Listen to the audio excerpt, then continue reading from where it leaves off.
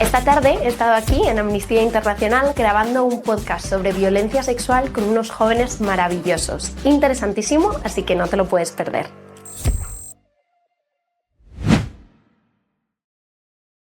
Hola, buenas tardes y bienvenida al podcast Me la Vela, donde pues sin precedentes por primera vez nos reunimos aquí jóvenes de todo el panorama nacional en Amnistía Internacional, pues para tratar en este podcast temas relacionados con el 25N, contra la violencia de género. Queremos contextualizar un poquito esta fecha, ya que pues poco a poco nos vamos acercando a ella, y pues desde Amnistía contamos además con una exposición que se llama Solo sí es sí, donde hablamos de la violencia sexual, hablamos de muchísimos temas relacionados con eso, y además pues contamos aquí con 3 personas maravillosas. Primero contamos con Álvaro, que viene de Valencia, tiene 23 años, es un activista en On Kitchen y ha estado presente en la frontera franco-italiana. Contamos con Silvia, que tiene 18 años, viene de la Sierra de Madrid y está implicada en diferentes movimientos estudiantiles y pues seguirá realizando su actividad en Estambul, que próximamente irá allí. Y contamos con María Ángeles, Mary, que tiene 26 años, viene de León y lleva un año en Amnistía Internacional y también pues está muy interesada por la poesía y publica poesía. Y bueno, pues primero queríamos empezar diciendo pues que la violencia sexual es un problema que afecta a muchas mujeres y que se sigue invisibilizando. Se sigue invisibilizando y cada vez contamos pues con más denuncias, con más casos, pero pues aún así sigue siendo algo que tenemos que visibilizar. Entonces, ¿cómo os afecta a vosotras? Yo no he tenido graves situaciones en cuanto a violencia sexual ni he sufrido acoso por parte de nadie. Mis experiencias han sido ocasiones breves, no muy arriesgadas, en las que quizás cuando vuelvo a casa por la noche hay una zona pues, en las que hay bastantes personas y ha habido recientemente bastantes casos de violadores en masa que han violado a mujeres jóvenes, las han seguido a casa incluso a plena luz del día. Entonces sí que hay momentos en los que yo cuando vuelvo a casa por la noche voy en un piloto automático de ir muy deprisa, casi corriendo, no me paro a hablar con nadie y evito estar con ningún hombre sola. Vale, claro. Y Mary, ¿tú qué? Yo sí que conozco casos cercanos de mujeres que han sufrido algún tipo de violencia sexual, pero también me parece importante remarcar que la violencia sexual no solo es algo físico, es decir, que también puede ser algo que sucede a través de comentarios, de gestos, a través de las redes sociales. Y, por ejemplo, mismamente, yo cuando me anunciaba para trabajar como profesora en mis ratos libres cuando era estudiante, a través de plataformas como tusclasesparticulares.com o Wallapop, siempre me escribía algún hombre con un interés mayor que ese, ¿no?, de dar clases. Entonces, eso para mí también es violencia sexual y no debería invisibilizarse. Claro, sí, completamente cierto. Y además, al hilo de lo que estaba comentando, ¿creéis que hay veces que hay diferentes formas de violencia sexual que cuesta reconocerlas? Por ejemplo, ciberacoso, cualquier otra, alguna otra presión social. ¿Creéis que hay alguna otra manera? Si quiere, Álvaro, por ejemplo. Yo, por ejemplo, lo que siento es que la población tiene una idea de violencia sexual, una definición que se reduce simplemente a la violación. Y esto hace que cuando surgen formas de violencia sexual no son reconocidas como tal. Entonces, el hecho de que no sean reconocidas hace que tampoco se crea ni se acepte el papel de la víctima, ni tampoco se acepte el papel de un agresor. Igual pues le dicen que no es y tal, porque eso todos tenemos en mente que la violencia sexual es simplemente violación y, como dice mi compañera Mary, va mucho más allá y está presente, la verdad es que en bastantes puntos de nuestras vidas y cotidianamente. Sí, claro, como que se le intenta quitar peso y que se invisibiliza de esa manera. Yo creo, no estoy del todo de acuerdo con Álvaro. Yo considero, o sea, la conciencia sobre la violencia sexual considero que no se reduce exclusivamente a la violación, pero sí que es verdad que está muy reducido al ámbito físico y luego me parece que es algo que se visibiliza de forma muy circunstancial. Por ejemplo, hay cosas que se pueden considerar como subjetivas, por ejemplo, que te hagan lo que se llama, creo que catcalling, que te hagan un cumplido por la calle. Cuando tú pasas, un hombre pues te dice, oye, qué guapa. Entonces tenemos como de alguna forma normalizado que, aunque realmente no implique ningún riesgo para tu seguridad o un riesgo inminente en la que tú te puedas sentir insegura, porque al fin y al cabo va a haber gente alrededor y no está haciendo un intento de acercarse a ti, se normaliza de alguna forma que comentar sobre tu cuerpo, que esta persona se cree se cree con derecho sin conocerte de ninguna manera, de comentar sobre tu cuerpo, sea de una forma positiva o negativa. Y también el hecho de que sea circunstancial, por ejemplo, en una fiesta se consideraría que tú, al ir de una forma más provocadora, al ir con una intención de pasártelo bien, de beber alcohol, te desinhibes, quizás vas con la intención de conocer a chicos. Entonces se considera que en ese ámbito podría ser como más circunstancial y más subjetivo el hecho de que alguien te haga una insinuación, ya que se considera que es como un entorno en el que tú te has metido y por tanto tú eres consciente de lo que eso implica. Claro. Sí, como que dices que cuesta reconocerlo y por todo el contexto y toda la contextualización que tiene detrás, ¿no? Sí, pero o sea, no sé si estás queriendo decir con eso que que una mujer puede ir provocando de manera consciente, o sea, ¿no? Vestir como de manera provocadora. O sea, has dicho eso, pero no sé si te referías a que hay personas, o mujeres en este caso, que van directamente para provocar. No, yo me refería en el contexto en el que, por ejemplo, en una fiesta de jóvenes donde la gente va a beber y la gente va a socializar y a conocerse, quizás se podría considerar como, por ejemplo, cuando haces un cumplido, haces un comentario sobre el cuerpo de alguien no lo sé, qué guapa estás, ¿te puedo invitar a una copa? Entonces, como que ahí no estoy criminalizando a la mujer por el hecho de ir de una forma concreta, que además creo que es otro tema de debate, pero no se acosa y no se... los hombres no se acercan únicamente a las mujeres que se consideran físicamente atractivas, al contrario, que es un mito muy extendido, que solo las mujeres guapas reciben pues violencia sexual o acoso sexual o comentarios como machistas o señaladores sobre su cuerpo. Y bueno, todo esto que estáis hablando nos lleva al consentimiento, ¿no? ¿Por qué cuesta? ¿Cómo entendéis vosotras el consentimiento? ¿Qué es para vosotras el consentimiento? Cualquiera, no sé si quiere responder Mary, por ejemplo, o Álvaro. Bueno, para mí el consentimiento es un ejemplo muy gráfico, que es un vídeo que creo que es viral en internet, que es donde te ofrecen un café o una taza de té. Es decir, es algo circunstancial. En un momento dado puede ser que sí, que te apetezca, pero también en cualquier momento puedes echarte para atrás y que no solo es verbal. O sea, también es las expresiones, que tú puedes estar con mala cara y se nota. Claro. Exacto. Y entonces, ¿por qué creéis que cuesta tanto entender el consentimiento? Yo creo que hay patrones normalizados, por ejemplo, un mito, no sé, actualmente quizás se ha concienciado más al respecto, pero algo bastante extendido es que, por ejemplo, cuando estás en pareja con alguien o cuando estás casado, que ya no existe la violación, es decir, que tú de alguna forma tienes la obligación y tu pareja tiene el derecho de exigirte tener relaciones sexuales en cualquier momento solo por el hecho de que habéis acordado estar juntos. Y eso es algo que está muy normalizado y que, sin embargo, que tú consientas una vez a tener relaciones sexuales o relaciones de cualquier tipo íntimas, no implica que tú tengas que seguir dándose permisos. Siempre es circunstancial a cómo tú te encuentras en ese momento y lo que tú deseas hacer en ese momento. Creo que es tan difícil que la sociedad acepte una forma de consentimiento porque aquellos que la rechazan están en una posición privilegiada y muy cómoda. El consentimiento, el no consentimiento, da una posición de privilegio, en este caso, normalmente a los hombres, que está, pues, básicamente basado en una cultura machista que refuerza esta normalización de la violencia sexual, y al final, si algo no se quiere cambiar es porque a alguien le viene bien. Claro, no, sí, completamente. Y claro, cuando hablamos de violencia sexual hablamos de otra de las bases de ese iceberg que siempre se plasma y que siempre se planta. Y Y ante todo esto, ¿cómo creéis vosotras que se puede enseñar y practicar el consentimiento? ¿Cómo creéis ¿qué pensáis sobre esto? Yo creo que es muy importante la educación, o sea, desde muy pequeños, incluso también cuando somos niños, el hecho de que esté tan normalizado tener que abrazar o dar un beso a un adulto, a un ser querido, aunque no te apetezca, ya de por sí te genera esa sensación de compromiso.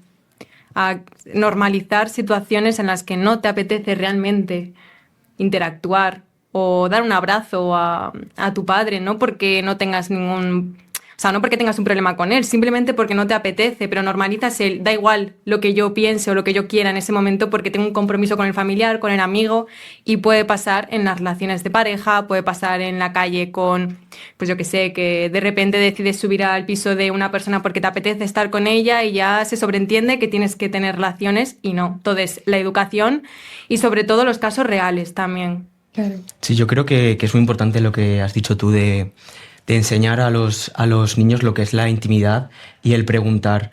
Preguntar si, por ejemplo, si mi hijo se está meando, no le voy a bajar los pantalones, le voy a preguntar, ¿quieres mear aquí? ¿Quieres que busquemos un baño? No voy a meter a mi hija con otras niñas en la bañera, por mucho que sean sus primas, por mucho que sean sus amigas, porque puede meterle en una situación de incomodidad y al final ellas y ellos y ellas acaban asumiendo un papel de indefensión aprendida en la que simplemente saben aceptar y no esperan que alguien pregunte si realmente eso es lo que le apetece o no. Claro.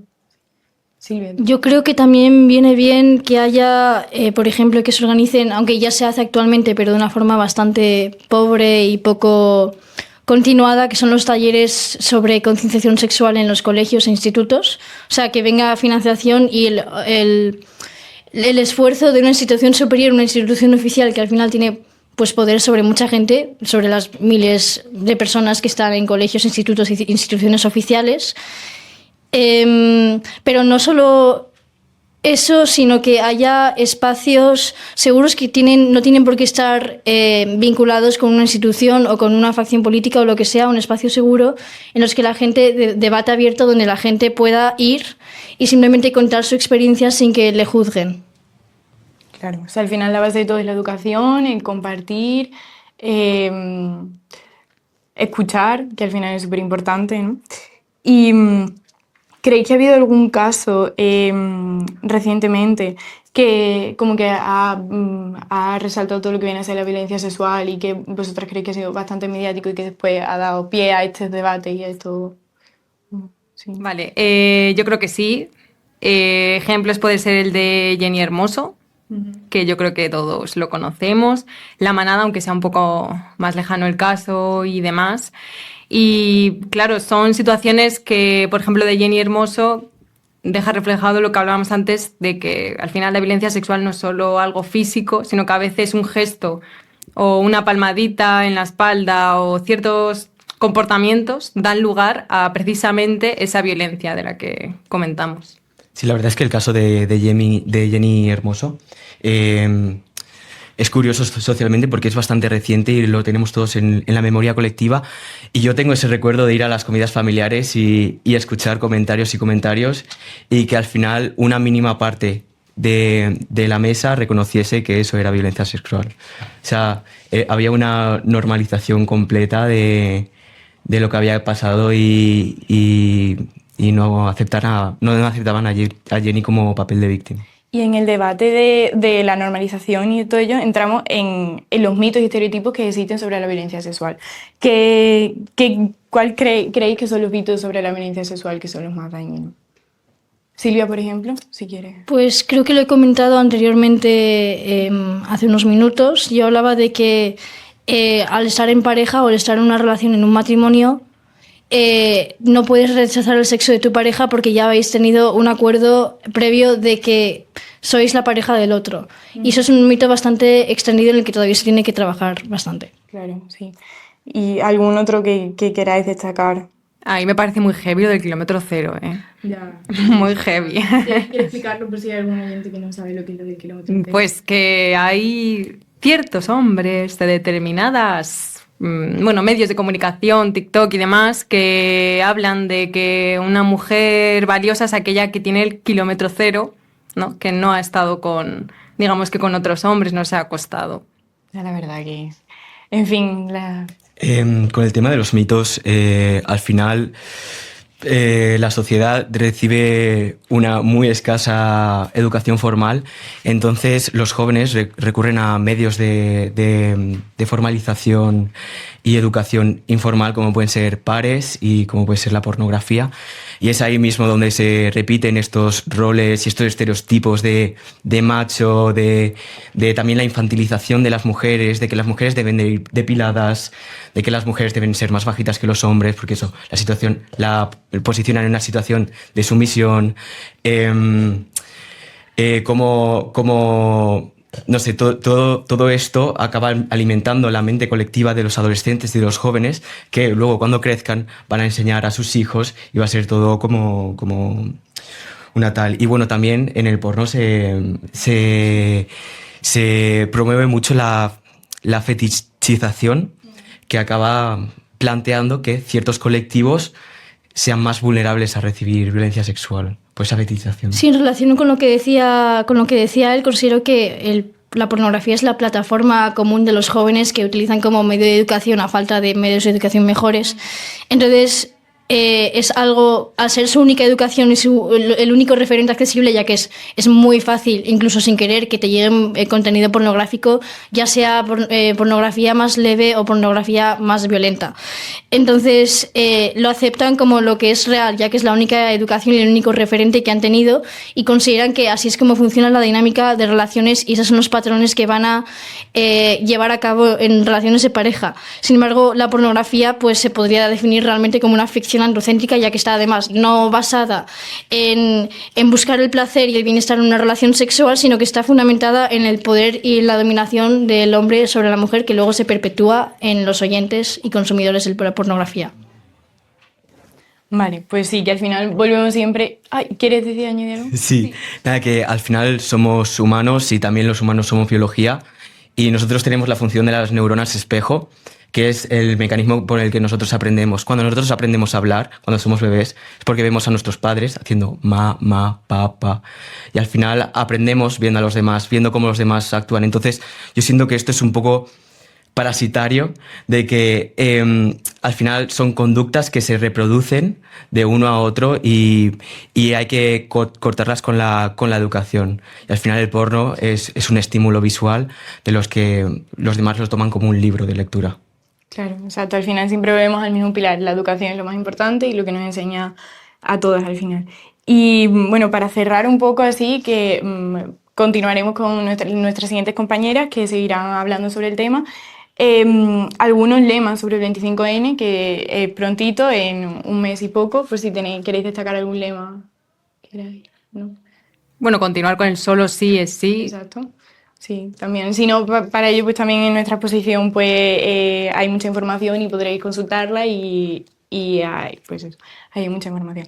Así que nada, pues muchas gracias y pues como hemos dicho, continuaremos con nuestras siguientes compañeras que seguirán debatiendo pues, sobre la violencia sexual. Muchas gracias.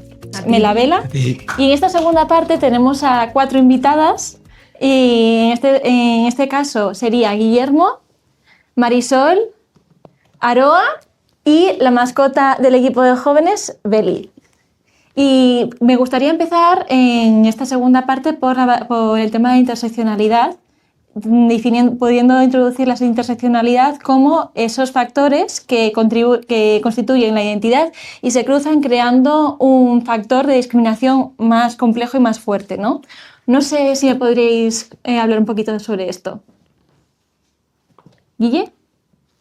Bueno, yo creo que hay muchas barreras que romper todavía en cuanto a las mujeres migrantes, al colectivo LGTBI, a las mujeres que viven en contextos rurales y a las personas con discapacidad y a la capacitación, que bueno, que eso daría para un podcast, unos cuantos podcasts.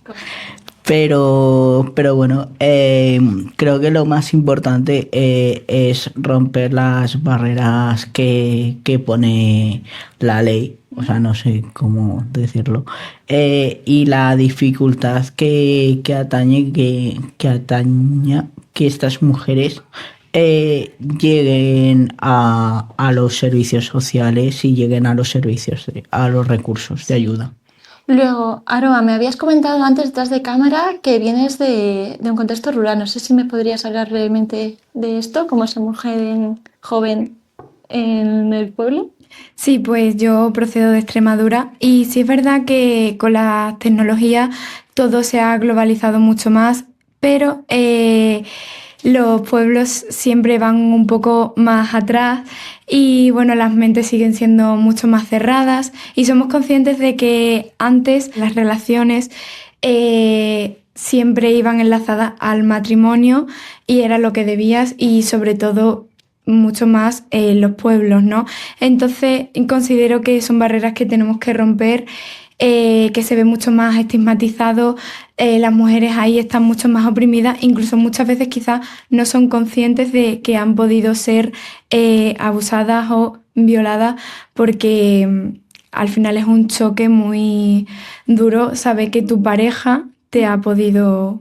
Completamente, y muchas veces las supervivientes hay un momento en el que no se atreven a denunciar o no denuncian un poco por su contexto. No sé, Marisol, si podrías comentar un poco, hablar un poco más de ello.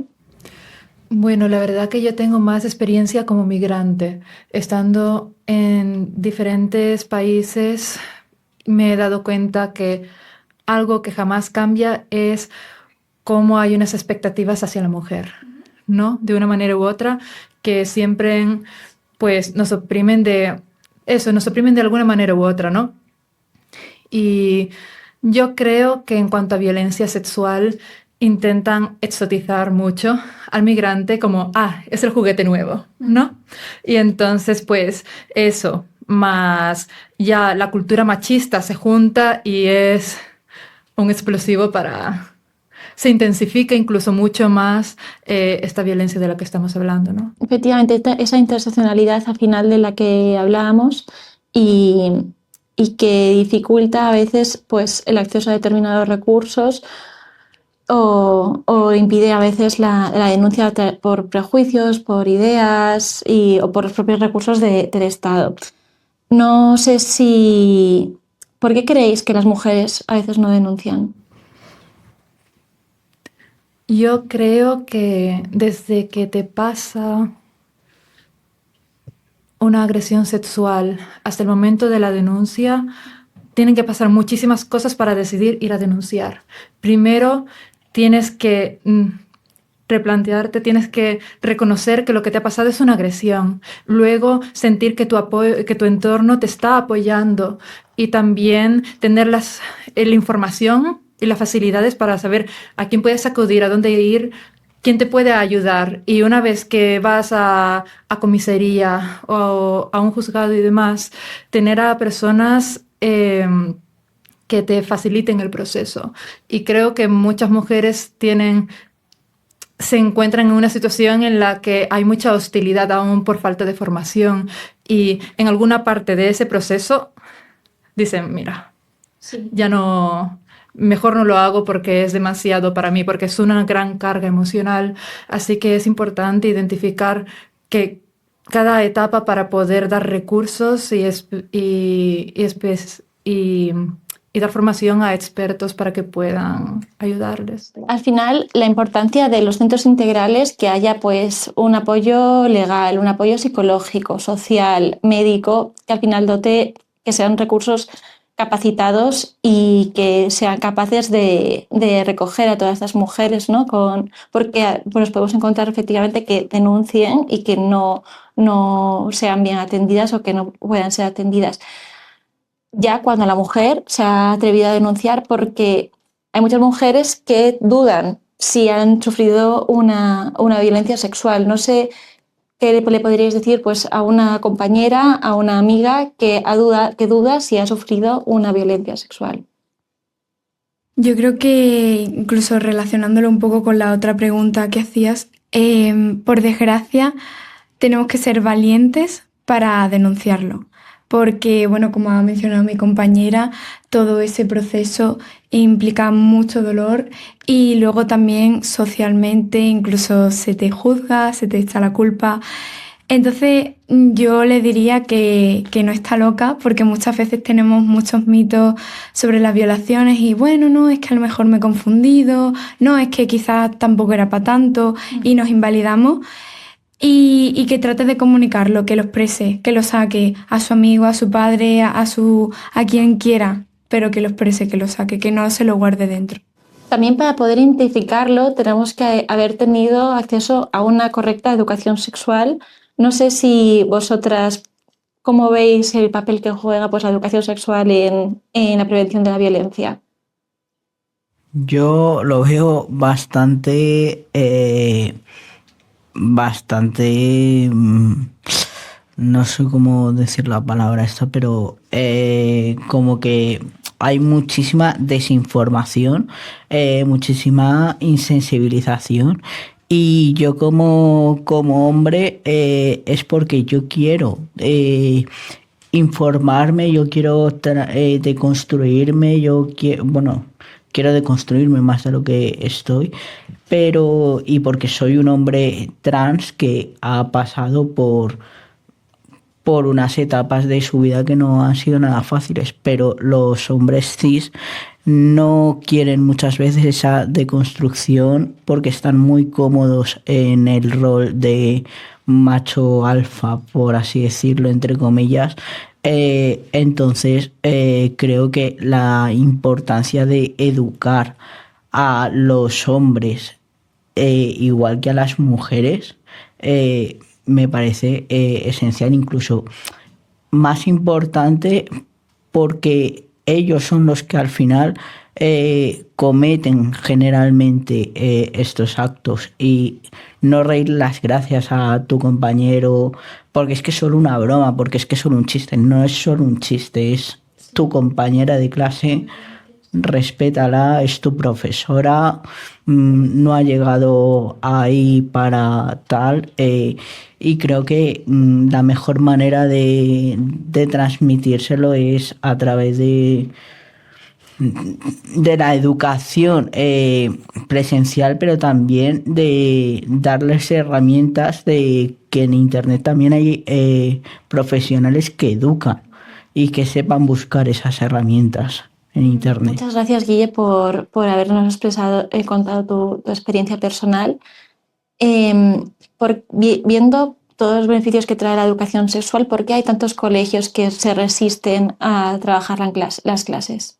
Yo creo que la educación crea concienciación y creo que estamos en un momento en la historia en la que cada vez se pretende que seamos más ignorantes porque eso vende. Creo que el hecho de que la educación que recibimos sea principalmente por el porno beneficia, porque eso construye a personas adictas y eso produce ventas, produce ganancias en un negocio. Entonces creo que no interesa que tengamos esa educación y es por eso que se ignora y le dan tantas largas a esa educación afectivo-sexual en las aulas. Me parece muy interesante lo que has comentado, Aroa, y creo que hay un factor que me parece súper importante, que es al final la colectivización y el encontrar gente con la que expresar tus inquietudes, tus intereses y poder de alguna forma organizarnos y asociarnos. No sé si consideráis que hay cultura o que se fomenta lo suficiente pues, el activismo. Creo que para nada, prácticamente. Incluso en mis clases en la universidad cuesta mucho encontrar a personas que se dediquen al activismo y que claramente cada uno tiene sus ideas, sus ideologías y demás, pero creo que muy pocas personas van e intentan hacer algo para ello. Pues justamente para eso es tan importante que creamos un activismo online o fuera de línea en las universidades, en las calles, en los grupos locales. También eso es algo que creo que como sociedad tenemos que incentivar tanto en las clases como en las calles. y no sé qué futuro veis dentro de la lucha contra la violencia sexual dentro de 10 a 20 años. Yo espero que esté completamente abolida, que estemos todos bastante deconstruidos, o que nos convirtamos en máquinas, porque no veo que el ser humano vaya a mejor socialmente. Sí que cuando estamos en ámbitos como este o en espacios seguros, sí veo que la gente colabora, que por ejemplo la gente con lo de Palestina se está uniendo mucho, y como siempre se dice, la unión hace la fuerza. Pero yo espero que, de verdad, espero que las generaciones venideras, o sea, las generaciones que vengan futuras... O nuestras generaciones. O que al final nuestras esto también tiene que generaciones, al venir final, ahora, al final... ya para el futuro también tenemos que hacernos responsables de este cambio. Sí, y que además que nosotros, cuando tengamos hijos o tengamos nietos, podamos contar la historia de otra manera. Claro, sí. Y que ellos la transmitan y o sea, que la entiendan, que la digieran, porque se ha dado en esas aulas una educación afectivo-sexual, porque importa más la persona, la humanidad, que las matemáticas, que también son importantes, pero bueno, que si no eres un ser humano, al final. Efectivamente. No sé si habéis tenido algún tipo de experiencia más como activistas. También un poquito enlazando a Aroa con lo que me decías de el contexto rural, que a veces es más complicado encontrar espacios de apoyo. También existe el activismo online y que a veces... Sí, yo no estoy de acuerdo con el activismo online.